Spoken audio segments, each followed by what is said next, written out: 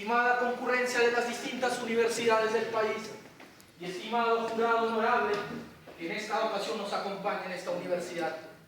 Me es digno dirigirme el día de hoy para presentar una ponencia dedicada al profesor de la Universidad de California, Berkeley, Michel Foucault, ya fallecido.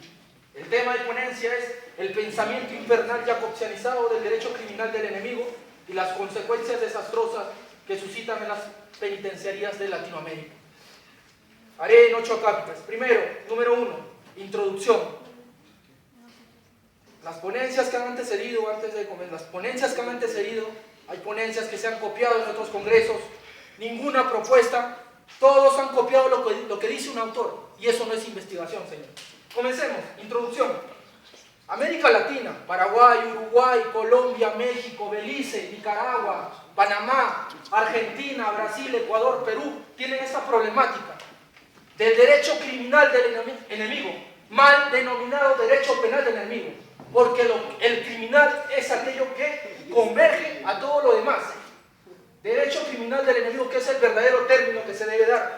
Esta radiografía que se da en Latinoamérica, esta radiografía de estas prácticas aberrantes que vulneran el Estado cross-constitucional de derecho, ya no constitucional, vulneran esas barreras, señores. Esta problemática que no solamente se da acá, más penas, más conductas prohibidas, más represión, y nuestras penitenciarías están en un hacinamiento total. En la actualidad hay 97.924 presos. Quien les habla trabaja en la Procuraduría del INPE y a cada momento trata con los señores de las cárceles, con los taitas, con los alcaides. Vayamos a ver qué ha pasado el día de hoy. El derecho criminal del enemigo a raíz del problema carcelario. Señores, el derecho criminal del enemigo se ha prostituido prácticamente. Cualquier legislador, cualquier asesor del legislador hace esta conducta prohibida. Vamos a esta conducta prohibida del sicariato. En la actualidad esa ley del sicariato pertenece a un autor argentino llamado Edgar Dona. Solamente se le ha vulnerado, se le ha cambiado el título y han puesto ley del sicariato, y eso no es, pues, señor, porque ahí importan leyes y sin un contexto de realidad social. Aquí, en el derecho penal, mal llamado derecho penal del enemigo, se vulneran principios fundamentales del derecho, reglas universales del derecho, derechos fundamentales del derecho internacional humanitario. Se vulneran libertades, garantías constitucionales, vidas, costumbres internacionales, costumbres nacionales, entre otros. Eso de ahí tiene que cambiar, señor. Vayamos cómo empezó esta figurita. En 1985, en una ponencia en una universidad alemana, el profesor Jacobs postula en su título denominado Criminalización a los estados previos, una lesión a los estados previos, en Meining, postula el mal llamado derecho penal del enemigo, que tuvo mucha pegada y que desde el 2001 tuvo una pegada total, porque el 11 de septiembre de ese determinado año se da mediante, ustedes saben que mediante el G7, el que denominaba el mundo es Estados Unidos de Norteamérica. Se le hace un atentado donde verdaderamente la CIA hizo el atentado para hacerse con un criterio victimológico. Básicamente se dio eso. Y desde esa época se habla de derecho penal enemigo en el Perú, en todo el mundo. Eso de ahí debe cambiar, señores. Vayamos a ver, para ser breve, porque no quiero que me corten tampoco, ¿qué principios filosóficos falsos el señor Jacobs ha vulnerado? Primer principio, no todos somos iguales. Señores, en 1789, el 14 de julio, en Francia, se postuló igualdad, fraternidad y libertad, principios fundamentales, directrices fundamentales de toda construcción ontológica, teleológica, jurídica, señor. Nadie puede ir por encima de esos principios, nadie. Tiene que ser los parámetros que todo legislador, que todo juez y que todo estudiante de derecho tiene que conocer. Lamentablemente el señor Jacob dice que no todos somos iguales. No, la Carta Magna y los derechos humanos en la ley LATA se vulnera eso, señor. Cuando el señor Jacob creo que no ha leído derecho internacional humanitario, porque básicamente él sigue un fundamento normativista. Eso es lo malo, cuando solamente lees dogmática penal. El otro, el señor Jacobs en el segundo dice que el ser humano no es humano, es una persona, dice. Carlos Cosio, en 1946, ustedes saben que el sistema de Jacobs proviene del normativismo de la norma que vino de Kelsen, de la teoría pura del derecho.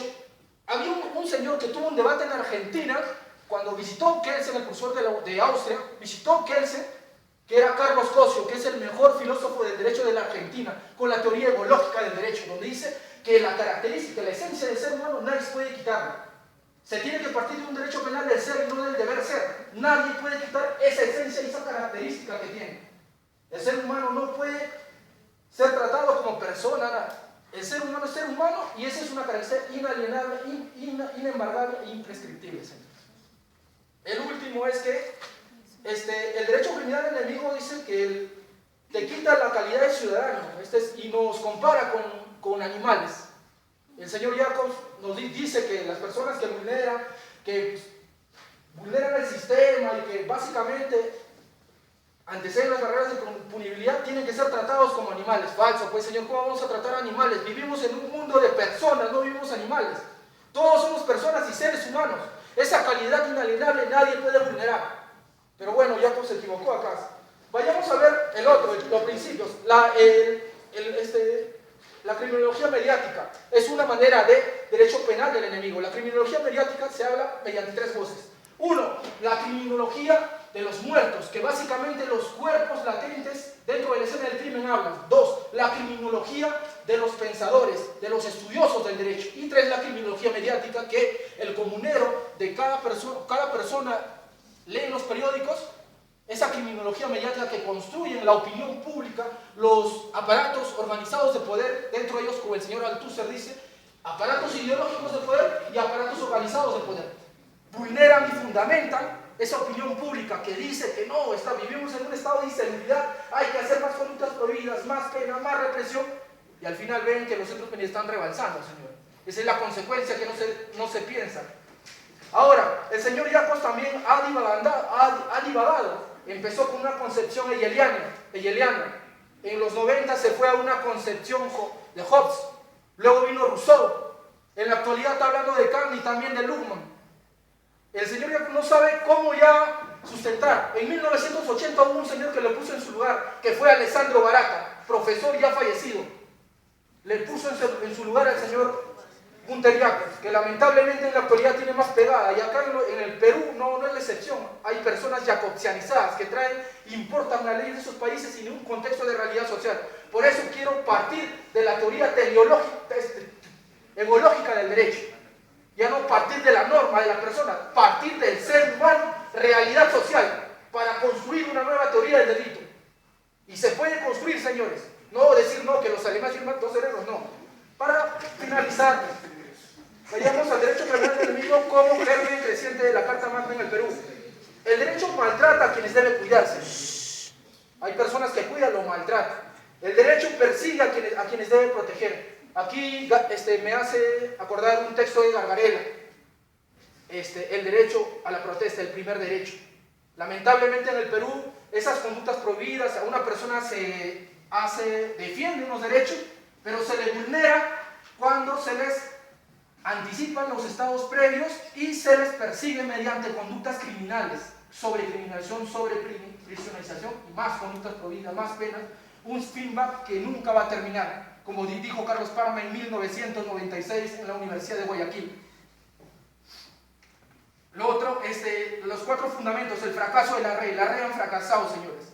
En la actualidad todas esas teorías de la red, el normativista, funcionalista teleológico, finalismo, causalismo, el sociologismo, entre otros, han fracasado. Hay que construir algo nuevo, señores. El otro, el exceso de la ley penal. Todo lo ve en ley penal, eso tiene que cambiar. Desde estos congresos tiene que cambiar. Hasta 1956 en todos los congresos penitenciarios, todos los congresos de criminología crítica, de Pavarín y todo eso, y los congresos de derecho penal se fundamentaba y se sacaba una propuesta y un libro. En la actualidad no, señores. Eso es lo malo. Y para terminar, no quiero que me corte, el último, los problemas intercarcelados que se ve como el derecho criminal o visto.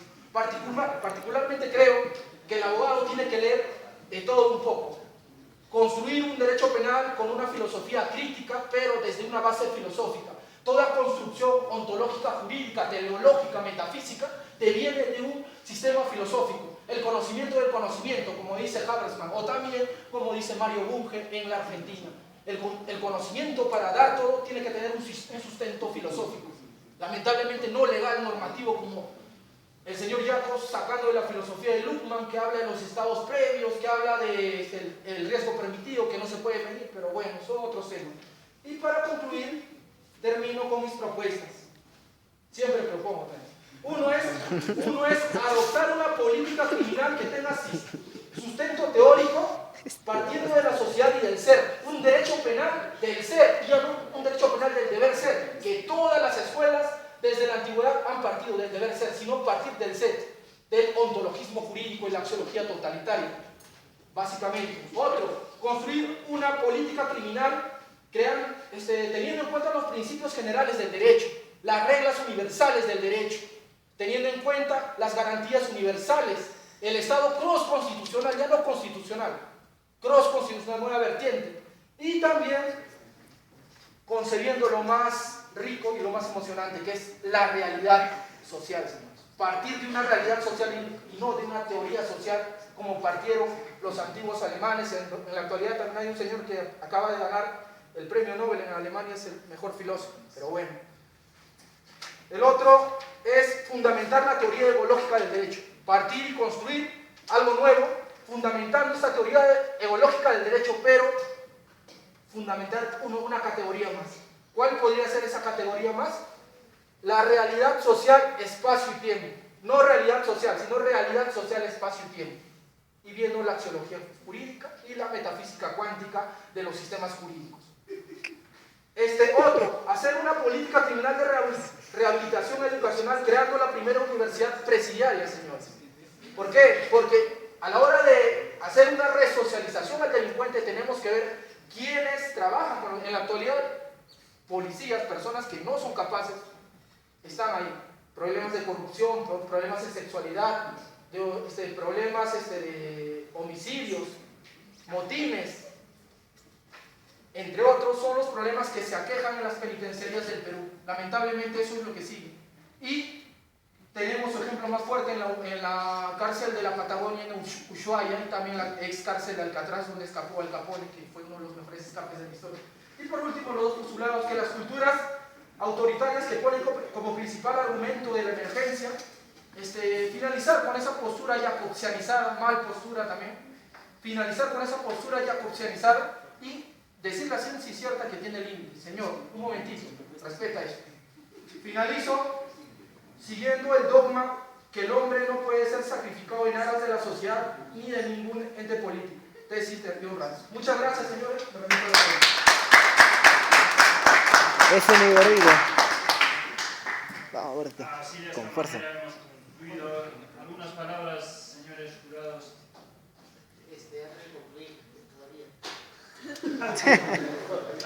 Bueno, vamos a pasar a